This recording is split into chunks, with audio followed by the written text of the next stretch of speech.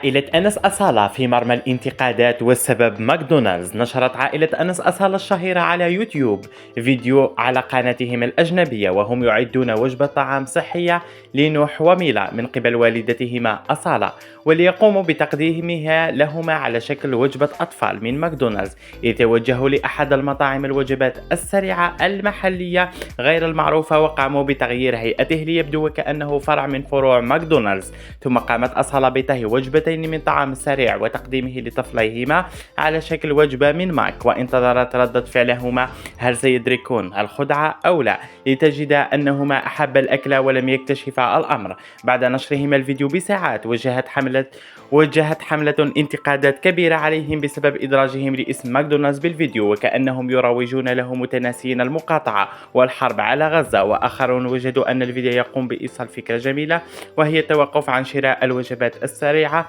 وطهي هذه الوجبات ذاتها في المنزل. وأنت عزيزي المشاهد، ما هو رأيك؟ لمزيد من الأخبار اشترك في القناة وفعل الجرس لكي يصلكم كل جديد، ولا تنسوا اللايك وردكم في التعليقات، وإلى اللقاء.